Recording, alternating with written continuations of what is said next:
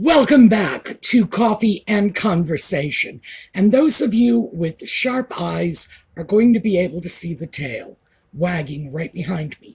Audie is sitting on the arm of the chair behind me, trying to squirrel his way. We did it. He wants to come into my lap. And this is his new favorite way of sneaking in. It's not like standing on the floor in front of me and jumping on me, which is... yeah, that gets him in my lap, but it also gives me plenty of notice for what's going on. This is his say hi. This is his I'm going to sneak into your lap. So, yes, he's with us for a moment. I had a totally different topic planned for today, but I changed it as the result of a comment on yesterday's video. I read your comments. I should probably just discuss that a little. I read your comments. I'm not always able to answer all of them. In fact, I am rarely able to answer all of them because on average, there's somewhere near 2,000 comments every week.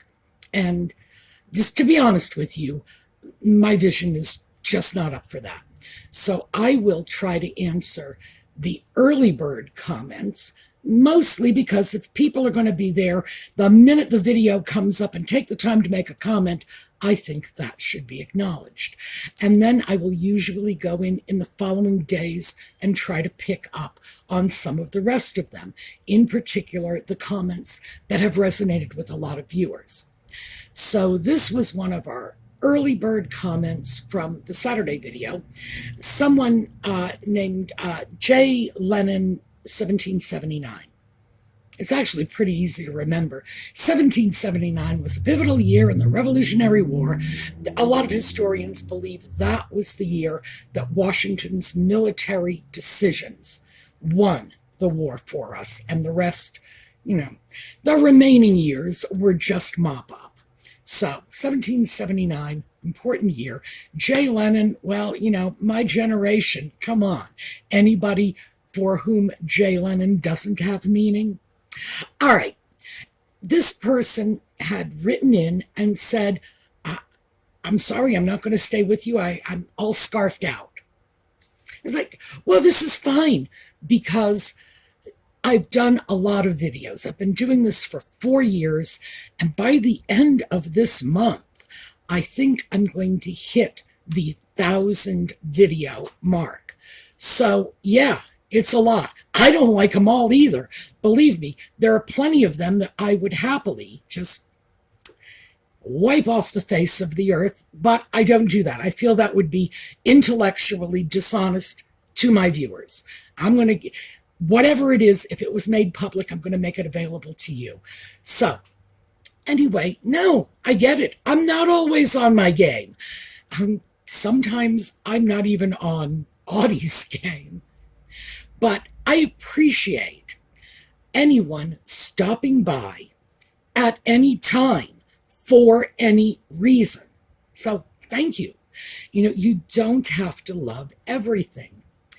But I did throw one back to her and say, thank you for showing up. You can show up when you want to, but given the fact that I go where our viewers, our community as a whole would like me to go, tell me where you'd like me to go.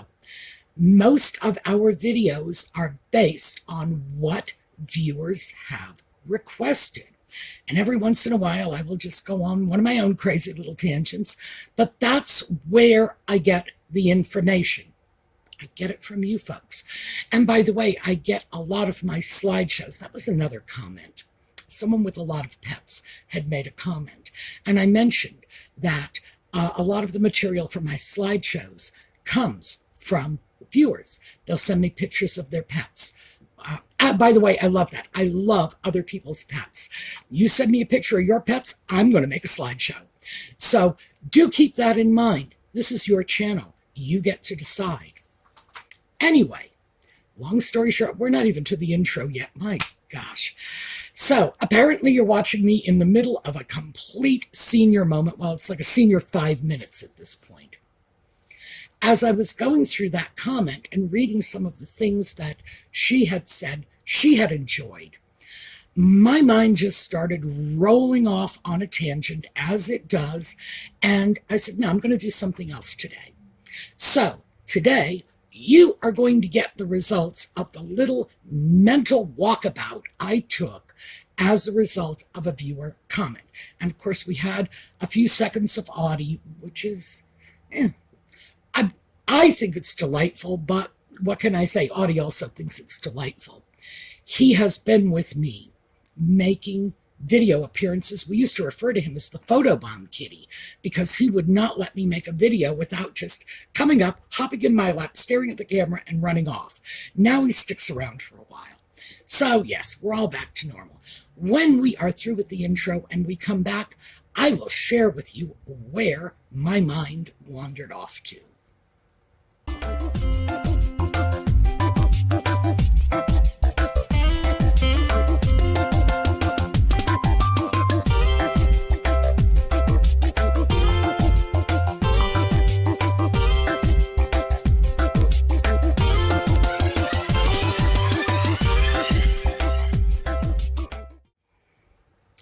So, coffee in the black kitty cup and the black kitty.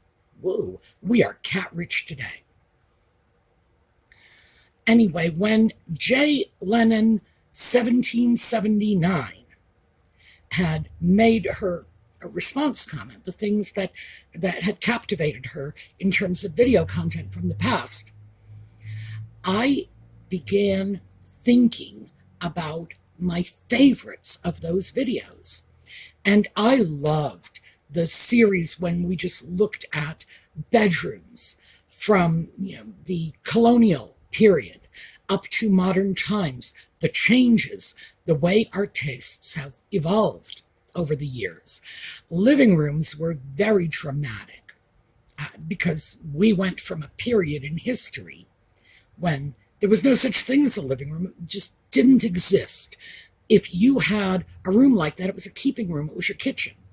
You had a table. People sat around the table on benches. They ate food. No one just walked into your home and sat. That just wasn't done. It wasn't the way we entertained. It wasn't the way we expected to be entertained in someone else's home. And so now we've gone from no more formal parlors to, like sort of family rooms as living rooms. These changes over time have been absolutely fascinating for me. But my favorite of all of those little evolutionary home decor series was the one on bathrooms. I am absolutely enchanted with older bathrooms, how much character they had, how much style they had, how unique and individual they were, even for something that most people couldn't afford at the very beginning when they were first introduced. As time went on, even in the 1950s, and bathrooms were they were still relatively new then. I'm trying to figure out a way to say, yeah, there were plenty of people using outhouses in the 50s. And a bathroom, if you had nothing but bathrooms in your neighborhood, you lived in a city. So it was pretty much after the Second World War that bathrooms became widespread.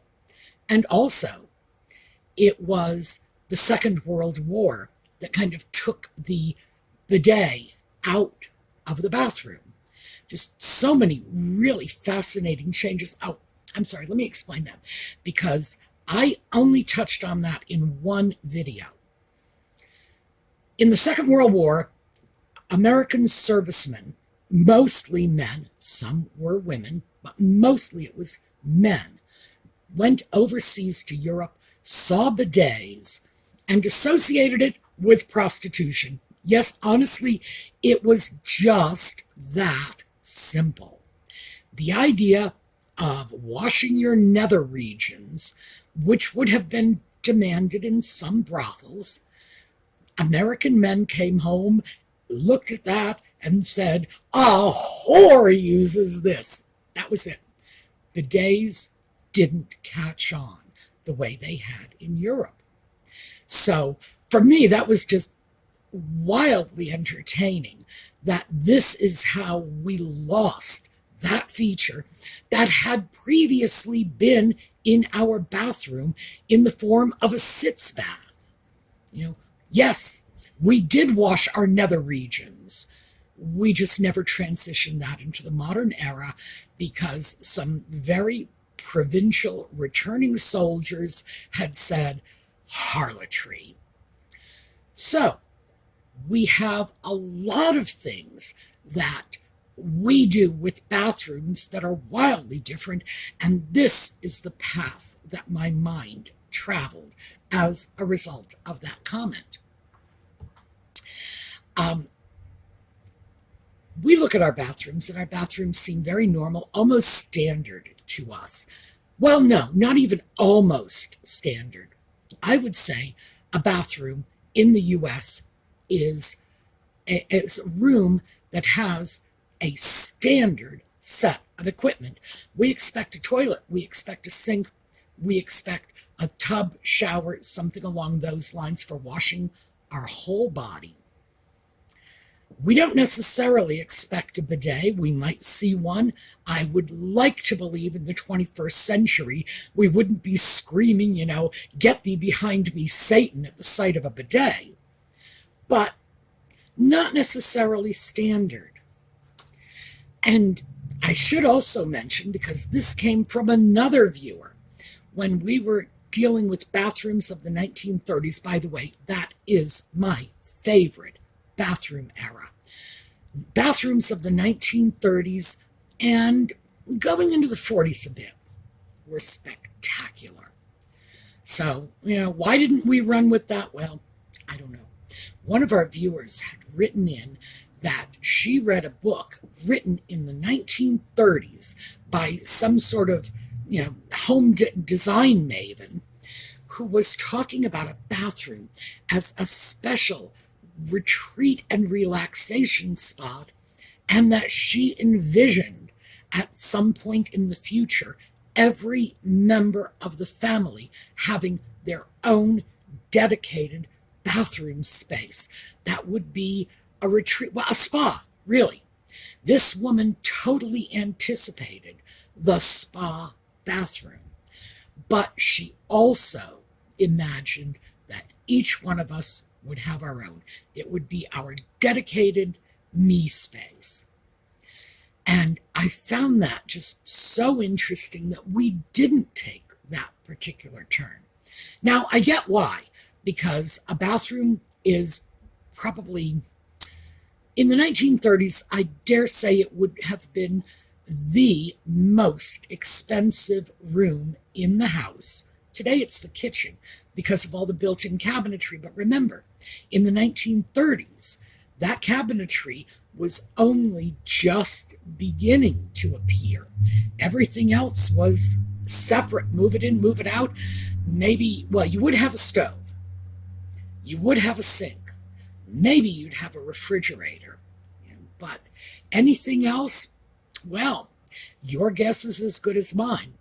But the bathroom, however, would have had the toilet, the sink, the tub, and it would have been, I dare say, the more expensive room. And I think providing the space, which would have amounted to an extra bedroom for every individual in the house, was probably simply not financially prudent. The interesting thing is, bathrooms, and those of you who are my age already know this one, those of you who are younger, this could come as a surprise to you. Bathrooms went from being a very private space in the 40s, the 50s, the 60s, even the 70s. Bathroom doors locked, and people locked them. And now, today, you go into bathrooms, especially in new homes, which is where you're going to see the modern bathroom designs, and you find double sinks. You find a shower on one wall, a tub on the other, maybe even a jacuzzi in the middle. I have even seen bathrooms, this is rare, but I have seen bathrooms with two toilets. I don't know. I'm not going to say I've seen a lot of them, but I have seen some. And a bidet is becoming a little more common. It's by no means standard. So what we have now, as opposed to what we had in the 30s and the 40s and the 50s as a private space, a space with a lock on the door that people used, to now a shared space.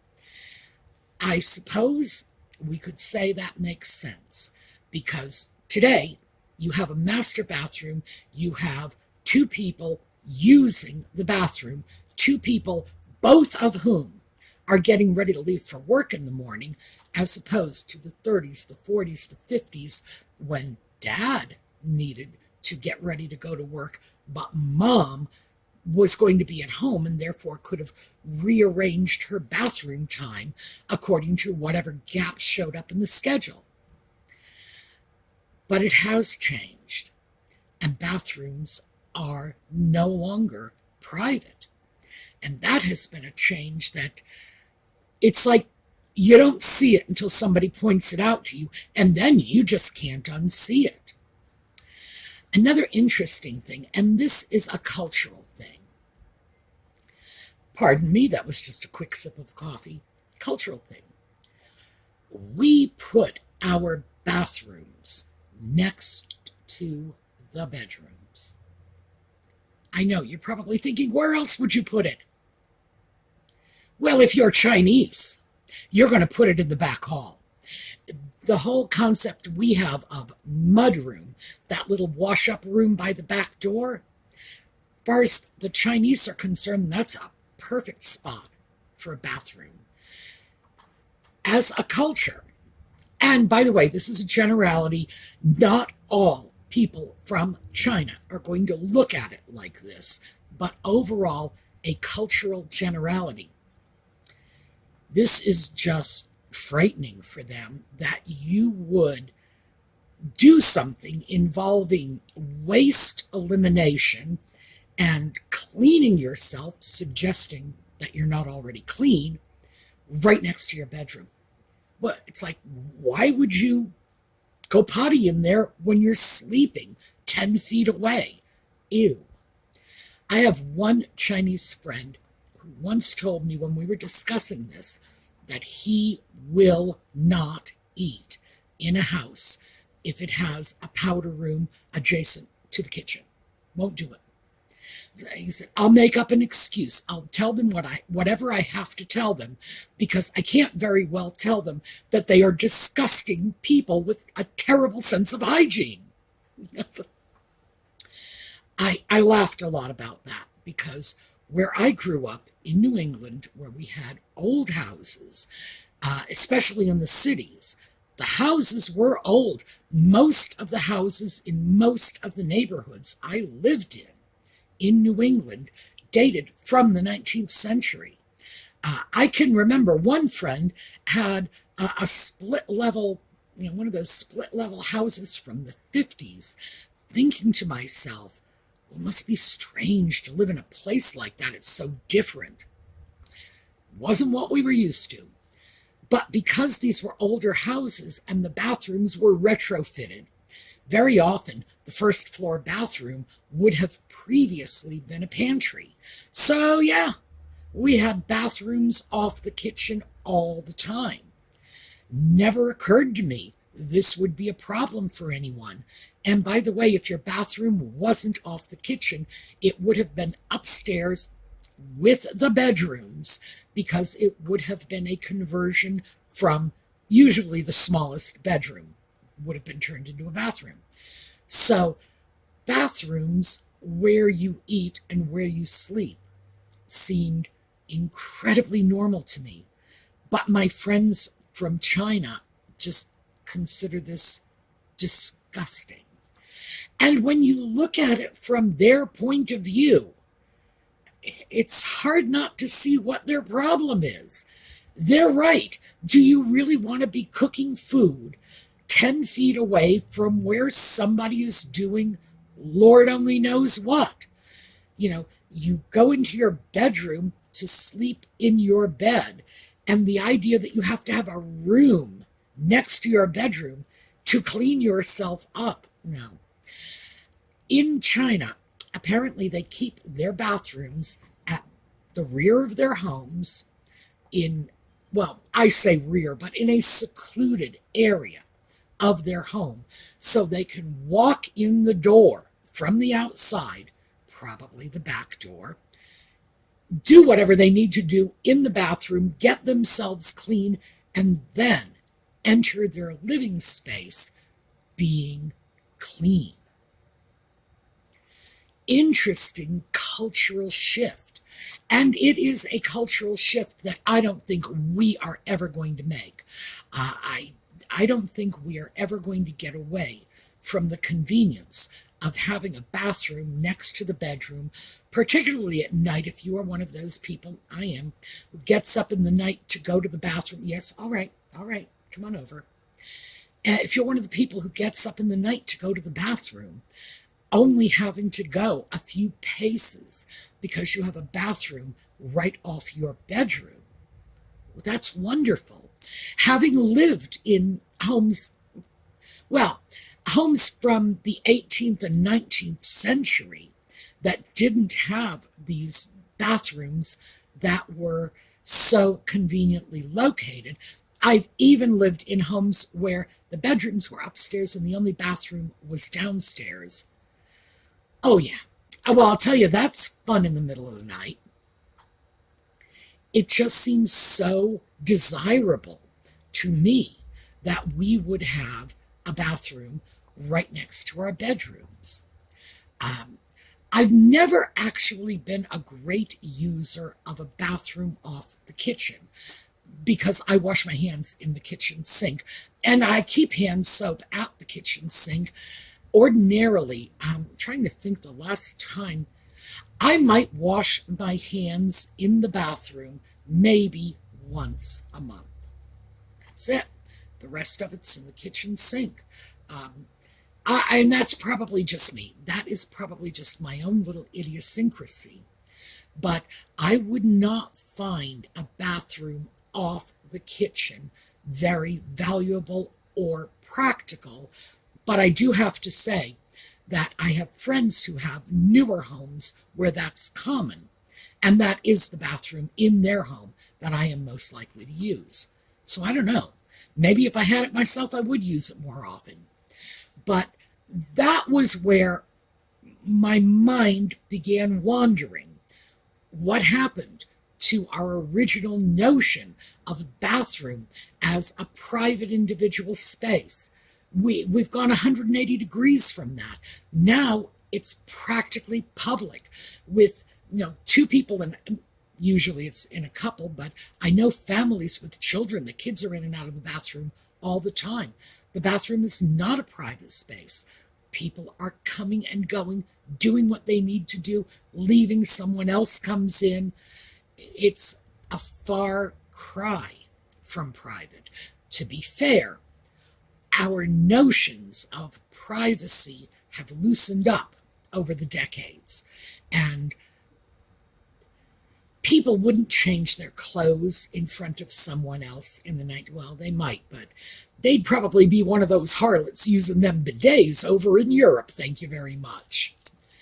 Well, we have a looser definition of privacy these days, and I think for many of us, not everything we do in the bathroom requires privacy. Yes, there may be a few things, but not always. I mean, many of us are perfectly willing to do whatever we need to do with our life partner right there in the room with us. And that's a to each his own. but it's very, very different from the imaginings of people. Well, this would only have been 90 years ago. So, well, gosh, I say only 90 years. That's because I'm 70. 90 doesn't look that old to me. But it's a very far cry from what was envisioned in a period of time in which both my parents were alive. For me, that's kind of the weird part. Honey, I'm going to have to put you down. I get it, but you're purring. He is distracting me. By the way, this is what he does. I don't think you can hear him because the microphone is over here. But he gets up here and he purrs right into my ear, which completely distracts me. There we go. Not to mention the cat hair up my nose. All right, so back to my point. We had looked at bathrooms in one context. In the 1930s, we expected the evolution to be a personal, private spa room. It wasn't. We looked at bathrooms in the 1950s in another context, because in the 1950s, we began looking at things like the second bathroom. Why? Because post-war baby boom. People were back from the war. They were having kids. You would have two adults and, well, good heavens, I'm not sure how many kids. I didn't look this up. I'm not sure how many kids we had on average in the 1950s, but it was probably an average somewhere above 3. We'd have this flock of little children. Yeah, a second bathroom made a lot of sense. When we moved into the 21st century, we didn't just want a bathroom for every bedroom. We wanted a bathroom for every single bedroom, plus a number of, guest baths prowling around our house. We wanted that powder room off the kitchen. We wanted the powder room off the family room, and we got them. So even though we have more bathrooms now than we did in the 1930s when people had one bathroom, if they were lucky, which they envisioned being very private, to multiple bathrooms all over the house that we are now seeing as semi-public spaces. How strange is that? So anyway, that's where my mind took me. Isn't it interesting that the evolution didn't happen the way we envisioned it would? And that our view of the convenience of a bathroom is somehow trumped in China by their view of personal hygiene. So they look at a bathroom and say, this is what a bathroom is supposed to do. And it is a little different. Our view is a bathroom is supposed to be convenient. Their view is a bathroom is supposed to work. So they want it shunted off into the background. They would very much like it hidden away, and they would like it to be something you utilize before you go in and dump your grubbiness all over their house. So I just find this utterly fascinating. I can't say, no one is right and no one is wrong in a situation like this. I can easily see both points of view. As I say, I love having a bathroom near my bedroom. And I do think my friend who said he would not eat in a house with a bathroom adjacent to the kitchen was probably overreacting. But I really get how disgusting and just inappropriate he finds that. I get why he would say, ew, no, not so close to where my food is being served and prepared. I get it. So I'm not sure what we have waiting for us in the future. For all I know, at some point in the future we could go back to the private space. Remember, this 1930s bathroom designer had imagined that it would be very much like a spa, and she was right about that. That she was right about, even when no one else was seeing this for another 50 years or so. So she was way ahead of her time with that. Maybe she's right about some other things too. Maybe we just need to catch up with her. So I decided to just take you along on my merry little trip through bathroom land. I have more questions than I have answers, but I like considering it. I really do. I think we should all be willing to look at the point of view of other cultures, because we can pull stuff out of that is valuable to us. And let's face it, we do it all the time. We borrow from other cultures. We're not giving it back, so I don't know why we call it borrowing. I guess it's more polite than saying we steal from them. We're going to take it. We're going to use it for our own. We're going to declare it to be American, and it will be ours, you know. What can I say? But I did just sort of wander off on that tangent. I decided I wanted to share it with you. And what I would like to know is, one, what do you think of bathrooms? Two, where do you see them going in the future? Do you think they're going to become more public space? Do you think they're going to become more private space? What do you think? And, of course, I will throw my email address in the video notes. I really do want pictures of your fur babies. Those are always among my favorite slideshows. So if you send me pictures of your four-legged friends, we can give Audie some new playmates to get to know when we do slideshows. All right, that is what I have for you today. For those of you who stay with us for Just Chatting, that's 8 o'clock this evening. That's 8 o'clock New York City time. And for the rest of you, I will see you all next week. And remember, you get to watch the videos you want to watch. You should not feel in any way constrained to watch everything.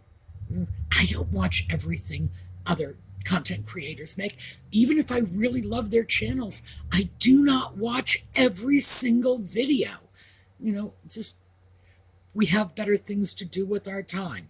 So there you go, in a nutshell, my philosophy on video watching, my request for critter pictures, and I will see you all next week. Meanwhile, have a terrific day.